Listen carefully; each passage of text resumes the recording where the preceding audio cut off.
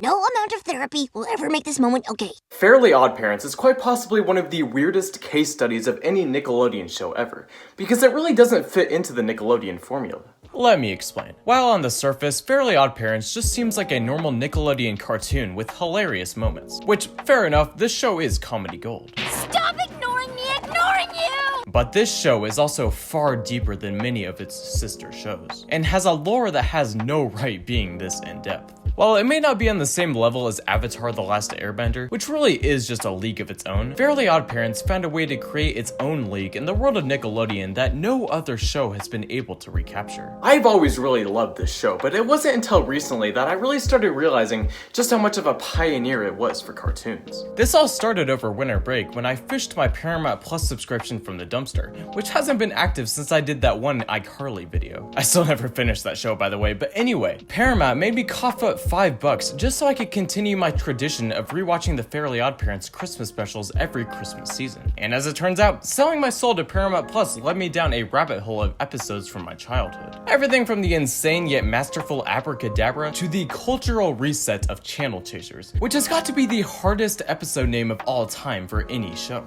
For the longest time, I always just kind of lumped Fairly OddParents in with SpongeBob. Which, you know, fair enough. In their golden eras, they were both critically acclaimed shows that happened to go on for way too long, and they both spawned feature-length movies. In fact, Fairly OddParents was so popular that it even got a live-action adaptation, starring Trina Vega, and someone who I don't want to associate with my channel. And it's not like they just had one movie, no, they had 3. Yeah, I'm not kidding. This got a trilogy. And why is it in literally every movie franchise that goes on for way too long, the third movie is always just a summer vacation movie? But okay, moving on. While the two shows are comparable because they aired around the same time and are somewhat the same around in popularity, they couldn't be more different in terms of content. While SpongeBob really never expanded its tight cast of characters, only having one-offs in some episodes like the hilarious Strangler who got spiky cleats stuck in his eye sockets, or the legend Donna who loves chili, or that one military Jaws guy who did he die? Did anyone ever hear from him? Or at least tell his wife he loved her like he asked? Fairly OddParents, on the other hand, was constantly adding new characters whenever they needed a new dynamic. They first added Foop, spelled backwards, and then Foop himself, who I thought were great additions. And low-key, Foop became one of the funniest characters in my opinion, almost up there with Cosmo. But I'm sorry, he's not getting close to Timmy's dad. No character will ever spit straight comedy gold every sentence like Timmy's dad.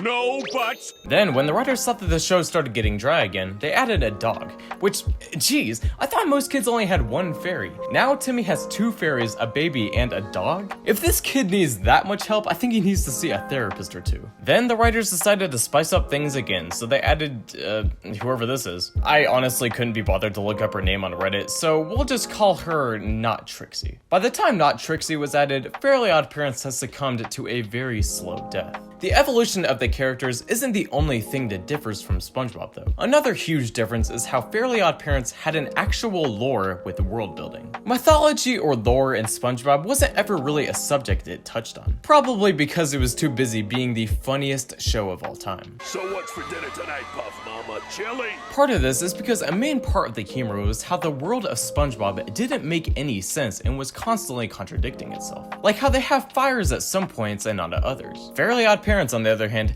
has an actual lore with actual rules. You don't find that often in kids' cartoons, and I think it's worth talking about to give the creators credit for coming up with such a detailed world even though it wasn't necessary. However, it definitely helps in putting Fairly OddParents in a league of its own. Today, we're going to be looking at the many different magical factions of this incredible show. It's time to talk about the weirdly deep lore and world building of Fairly OddParents. And by the way, the amount of time I spent researching this kids show is way more than I would like to admit. I'm serious, I don't think I've ever seen a kids show that has this massive of a wiki and detailed world. Combing through all of these wiki pages is a full-time job at this point. I almost refuse to believe the lore of Fairly OddParents isn't bigger than Skyrim or Game of Thrones. It's honestly hilarious how detailed it is. But let's just get started, shall we? I don't think I ever fully grasped as a child just how interesting the politics and rules are of Fairy World. The series constantly refers back to The Rules, which is a book of rules that dictate what a fairy can and can't do, written by the Fairy Council. First of all, name a kids show that has a council of any kind. Like that's some kind of Pirates of the Caribbean Brethren Court kind of vibes. And it's not like this is just a small thing with a few rules. No, according to the Fairly OddParents wiki, which is something you're gonna hear me say a lot in this video, there's a total of 62 known rules. First of all, who the heck knows this stuff? Like, who just one day decided to count all of the rules in this fictional book of a kid's show? And secondly, how does one even come up with that many rules for a show like this? But this book is what the entirety of Fairy World is built upon. It's a city among the clouds that inhabits the fairies who aren't active godparents on Earth. And something I've always been interested by is how fairies are given to children. We know that fairies are given to kids who have troubled lives. However, it's unclear as to why certain fairies are given to certain children. Like I said before, Timmy has way more fairies than the average kid. So it begs the question of whether their troubled situation that grants them fairies has to do with how fairies are distributed. I don't know if it was ever addressed in the show, but I kind of wonder, since both of Timmy's parental figures were absent and aloof and, well, straight up hilarious.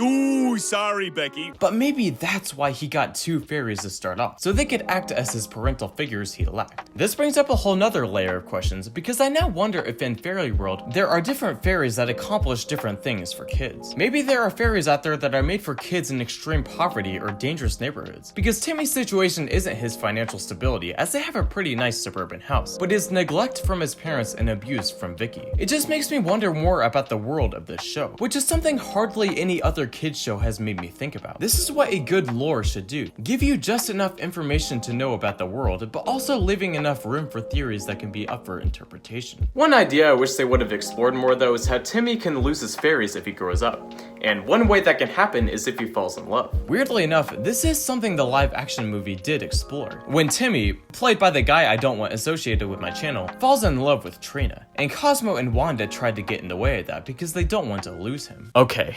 This news came out while I was editing this video, and I had to say something about it. What is this? Seriously, what are you doing, Nickelodeon?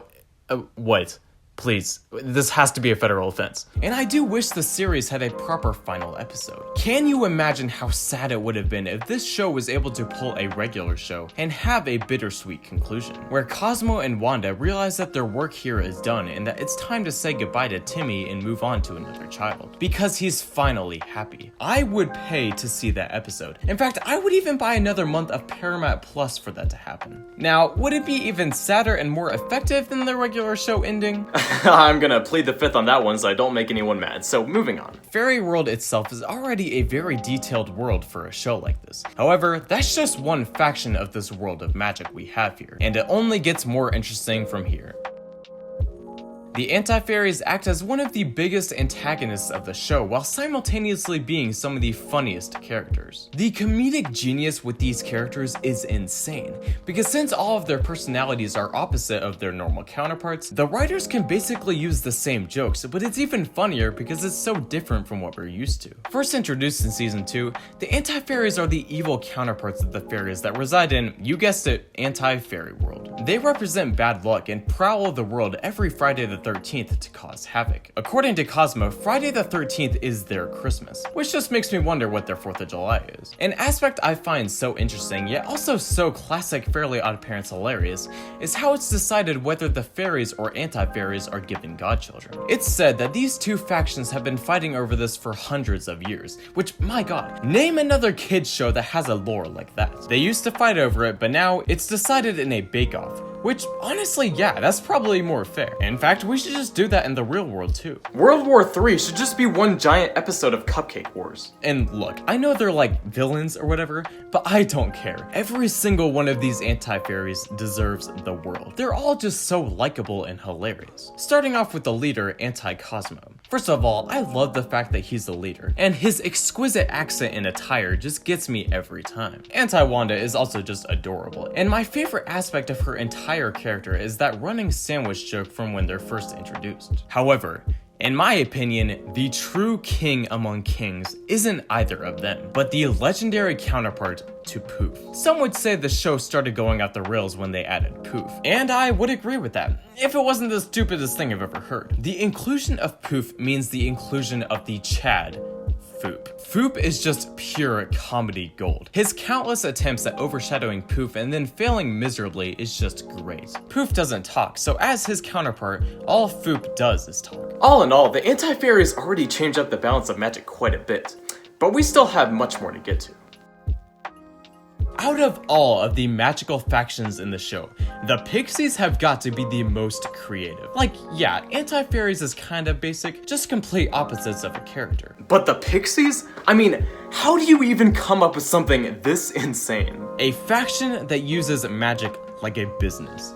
Genius. The fact that they all look the same apart from the head pixie and all talk in a constant monotone voice says so much about our society and is honestly a great depiction of capitalism in our world. No, I'm not kidding.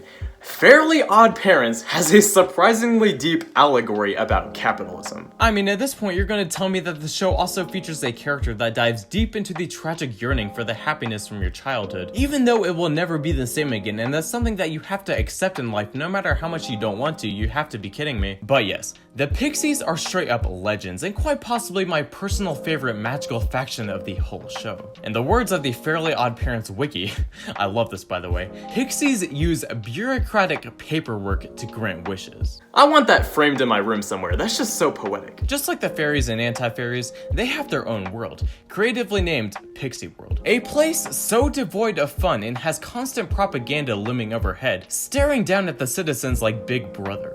So, kind of like the real world. The Pixies are so corporate that in their very first appearance, signing a contract that will let them take over Fairy World. I honestly cannot think of a better and more realistic opening for these guys. Also, instead of wands, they have these corporate phones. They always show up in special episodes and tend to join forces with the Anti-Fairies if they can use each other for their own game. The Fairly OddParents world and lore is basically just one giant game of Risk, which is just so interesting to me. With each new magical faction, the world gets more complex, and we're not even done yet. Genies are like the Chad versions of fairies. They're much more human-like, and they don't mess with a giant, surprisingly deep rulebook for a kids show like this. While they only offer 3 wishes, there isn't a single rule as to what you can wish, which makes them very powerful. However, according to Cosmo and Wanda, they are very sneaky, and the wishes tend to have consequences that they can take advantage of. The most notable genie is of course the legend Norm, who is a straight-up G and has incredible vocals showcased in Fairy Idol. me and the homies blaring "Give me that wand" on the aux. And who can forget Norm's iconic quote and quite possibly one of my favorite and most random lines ever put to television. When asked why he hates Canada, he replies with, "They've had it too good for too long." What is it with Nickelodeon shows and bullying Canada, I swear? Genies tend to act as the wild card of the magical factions. They don't have their own world like the other ones I've talked about. In fact, we hardly even see any other genies outside of Norm. But they are known tricksters and can still wreak just as much havoc without having much at their disposal. Yeah, step aside Will Smith's genie. Norm is way better. And that Robin Williams genie, you can just... Actually, no, he's cool. Norm's one goal in life is to be free from his enslavement of his magic lamp, and he will stop at nothing to achieve that goal. Somehow, this show balances so many different factions and motivations that all feel fresh. Fairly OddParents is truly one of a kind. Yeah, I know that there's still some other magical factions that I didn't get to, like the leprechauns and the elves and whatnot. But if they don't fit the thumbnail, then I'm not talking about it. So, I don't know if there's any Fairly OddParents leprechaun stands out there that will come after me, but if there are, I apologize. And if anything, I think that's just a testament to how detailed the lore of this show is. The fact that there is still so much more to talk about. The world of Fairly OddParents is so weirdly interesting to me, and it makes me want to learn more about the mythology. We see all of these factions function separately, occasionally teaming up in certain instances, but it would have been cool for them to go even further with that. This is about to be the most obscure reference I've ever made on this channel, and if you get it, you will be given lieutenant status in the Bean Battalion. But they should have pulled a Ben 10 versus the Negative 10 and had all of the different enemies and factions collide for one massive battle an episode. That would have been epic. epic to see all of their different magic styles clashing to see which one truly reigns supreme. I genuinely had such a fun time diving back into this show from my childhood. It was really like reconnecting with an old friend. It opened up a floodgate of memories from this show. And I guess I should thank Paramount Plus for giving me an opportunity to relive in this show. So, thank you, Paramount Plus. That's a sentence I never thought I would say.